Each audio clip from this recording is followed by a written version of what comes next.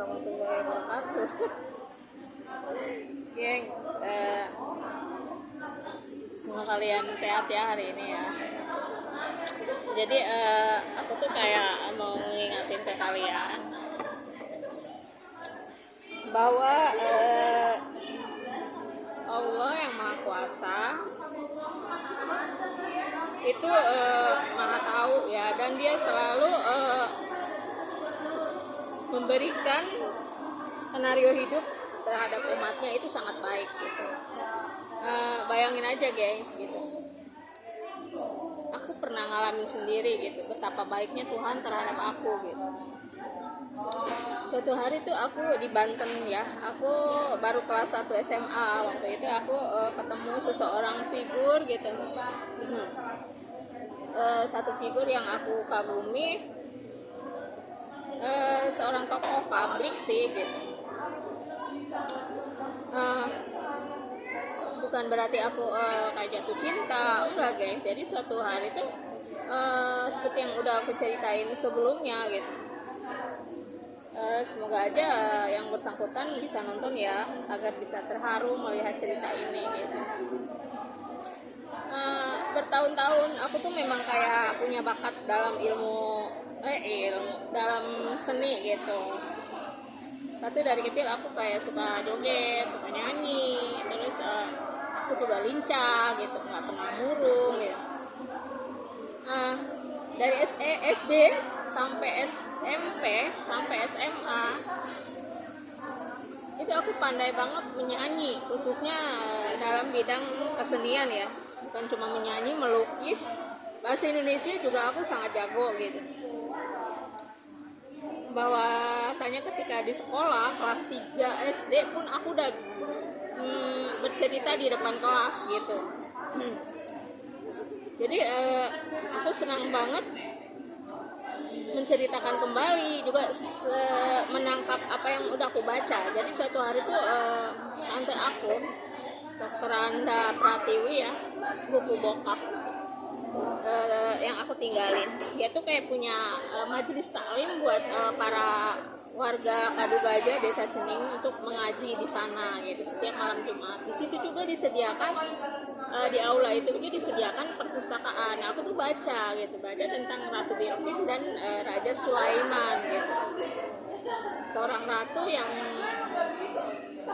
belum menjadi muslim, tiba-tiba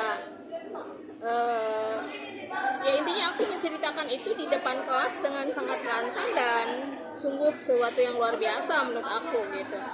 Walaupun waktu itu guru aku tuh menanggapinya kayak biasa aja gitu.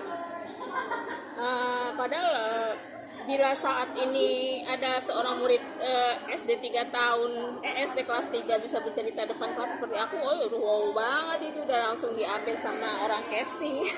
Langsung diajak ke syuting kalau sekarang.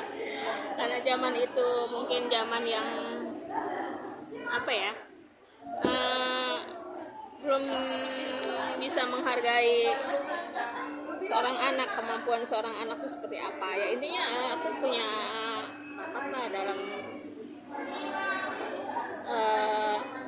kesenian ya, berkreasi, yaitu bernyanyi, menceritakan kembali, bercerita, melukis. Jadi bakat seni aku tuh sangat dalam dari kecil gitu. Suatu hari ya, aku masuk sekolah dari SMP, setelah lulus itu masuk aku ke SMA.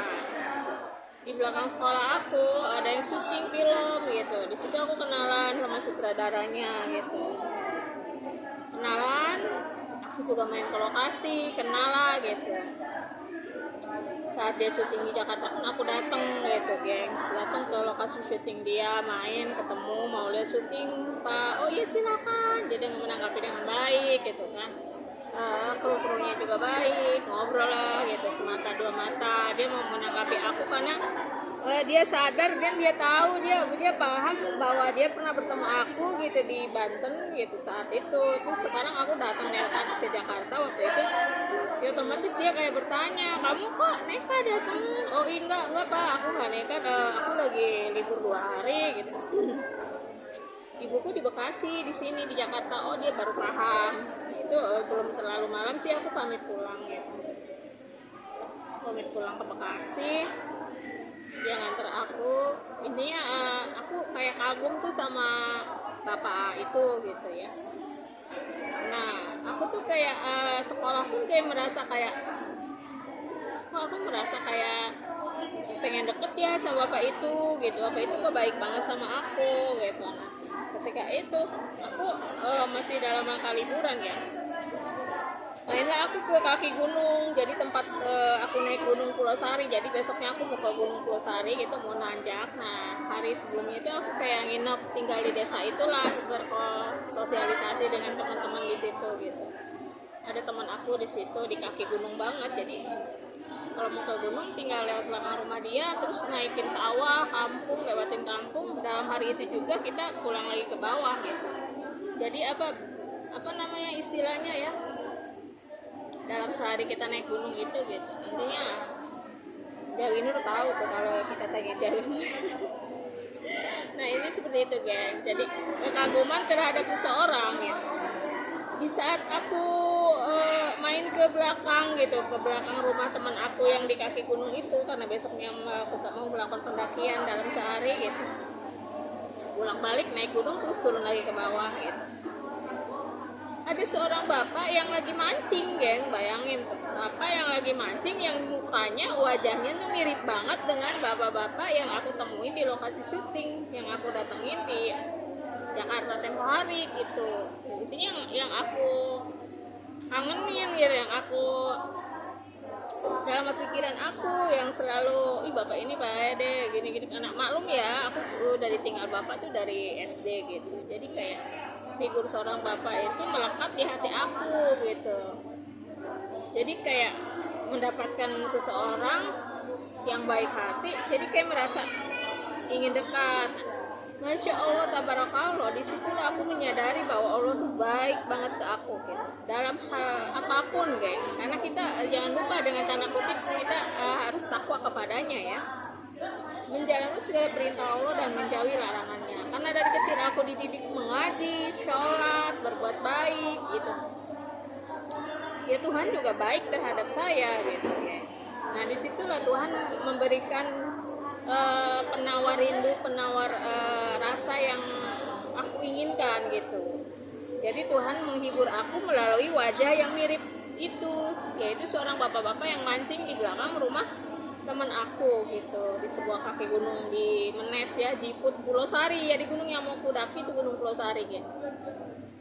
Udah 4 kali kalau nggak salah naik ke atas, nginep 1 kali, 3 kali bolak balik gitu. Di SMP 2 kali sama temen itu dalam sehari. Mulut ya kalau kunut apa sapar gunung gitu, sapar gitu. Jadi bawa kupat ke atas ziarah, makan kupat terus pulang lagi ke bawah. Beberapa tahun kemudian geng, cuma ajaibnya, amazingnya gitu, itu kemiripannya bapak-bapak yang aku kagumi itu ada 2 orang bahkan geng. Jadi itu bapak-bapak yang kedua yang aku temuin ya. Sebelumnya jadi sebelum aku ke Gunung Pulau Sari liburan itu di rumah gitu, di rumah aku kos, rumah nenek gitu kan. Nenek bukan nenek aku tapi dia udah aku anggap nenek aku sendiri gitu, yang dulu dia merawat kebun kakek gitu, dekat dengan bapak, dekat dengan tua aku gitu. Dia tahu lah siapa aku gitu. Intinya aku sebut dia nenek. Aku tinggal sekolah di SMA Labuan Negeri 1 Labuan itu, tinggal sama nenek itu. Sama nenek, ada tamu nenek yang aku bilang kawin lari itu geng. Jadi namanya Teh Ondeng ya. Dia mau dinikahin, dijodohin sama bapak ibunya di daerah Serang, namanya tuh daerah Karangantu ya, di Karangantu Serang gitu. Udah sebar undangan apa gimana, dia kabur geng, nggak jadi nikah gitu sama pacarnya itu mukanya mirip bapak-bapak itu juga, mirip bapak-bapak yang syuting film itu gitu.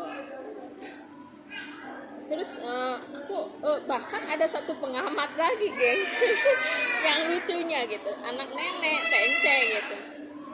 Ente sempat bilang gini katanya, ih katanya itu pacarnya Teh Oneng katanya,